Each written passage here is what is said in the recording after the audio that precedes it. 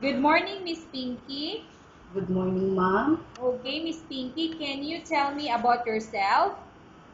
I'm Pinky De Leon. I'm 40 years old. I'm a single mom, and I'm a high school graduate. Okay, I have few questions for you to answer, so let's start. Why do you want to work as a maid? I want to work as a maid because I need this job because for my son, my family, and I give their a future. I give them a better future. Okay, why you choose Malaysia when there is a lot of other country? Because Malaysia is a beautiful country. How are you qualified for this job? I qualified this job because I'm honest and I am a hardworking woman physically and mentally. May I know what is your education level is? I am a high school graduate, What is your recent working experience? uh, utility clerk. Have you worked abroad before? No, ma'am. Do you have experience of taking care of baby? Yes, ma'am. And whose baby you are taking care of? My son, my nephew, and the children in our school. Okay, what about elder or older people? Do you have experience? Yes, ma'am. May I know whose elder or older people you are taking care of? My mother and my father. How old is your father and how old is your mother when you take care of them? My father is 50 and my mother is 51. Do you have any other special skills? Yes, ma'am. May I know what special skills do you My have? special skill is cooking, washing the clothes, um, cleaning the house, especially massage. Are you willing to learn new skills? Yes, ma'am. Are you willing to work with a family where the mother-in-law or any relatives stay together? Yes, ma'am. Currently, are you still working now?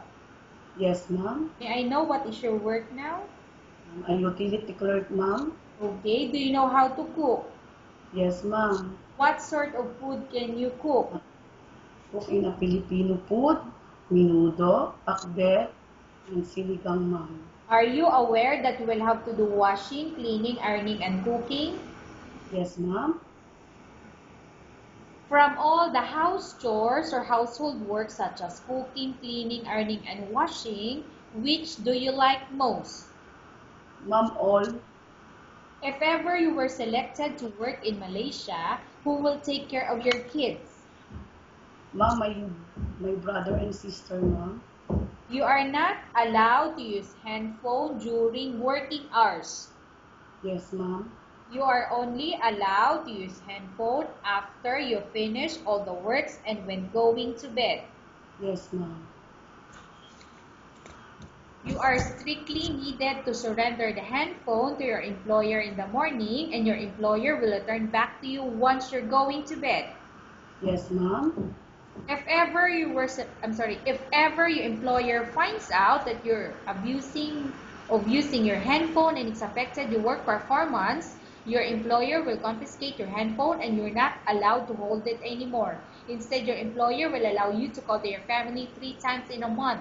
You're only allowed to bring normal phone and you're not allowed to bring smartphone. Are you Yes, ma'am. agree to the Yes, ma'am. condition? Yes, ma'am. Are you agree to the rules and regulation for the handphone? Yes, ma'am. How many years is the contract as you agreed and understand? 2 years, ma'am. Can you describe for me your ethics or your attitude? My ethics, ma'am. I'm honest and I'm a hardworking woman, ma'am. Physically and mentally. Okay. How can you assure to us that you will work hard in Malaysia? I assure you I heard in Malaysia because I need my job for my family, especially my son. Okay, so what will you do? What, ma'am? Okay, so what will you do or how would you assure to us that you will work hard in Malaysia? What will you do? I assure you I do my best Mm-hmm. and I will finish my contract. Okay. Can you promise not to use the telephone without the permission of your employer? Yes, ma'am, I promise that. Can you promise not to put on makeup but to dress properly while work? Yes, ma'am, I promise that. Can you promise not to invite friends and relatives without the consent of your employer? Yes, ma'am, I promise that. Can you promise not to ask for advance salary from your employer under any circumstances? Yes, ma'am, I promise that.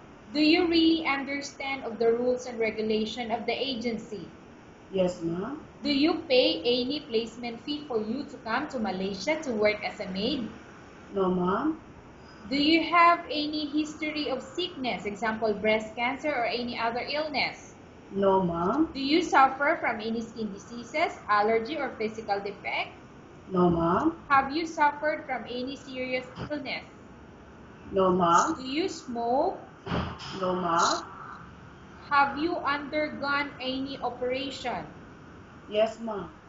May I know what operation? Ma'am, cesarean. Okay, so may I know what year you underwent the cesarean? Cesarean, my child. Okay, so may I know what year you underwent 2012. a cesarean? Pardon? 2012. Okay. Are you medically fit? Yes, ma'am. Are you in any medication? What, ma'am? Are you in any medication? No, ma'am. Are you allergic with any food?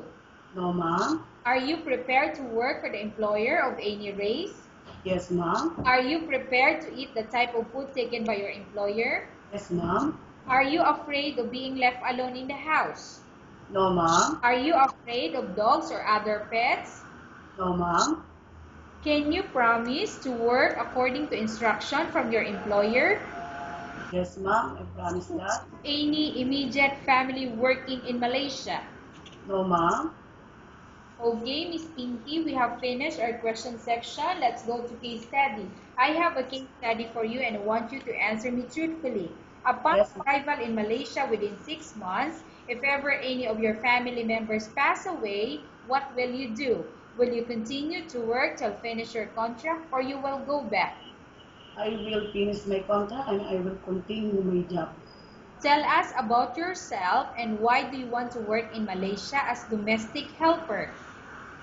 Uh, I'm a honest woman and a hardworking woman, mentally and physically fit. I work Malaysia because I need my job to support my family, especially my son. Okay, Miss Pinky, what do you want to tell to your employer who watching your video? Sir, madam, uh, please pick me or choose me because I need this job to my support, to my family, and also my son. I give them a better future. Okay, thank you very much, Miss Pinky. We will update your agency if there's any selection made by the employer.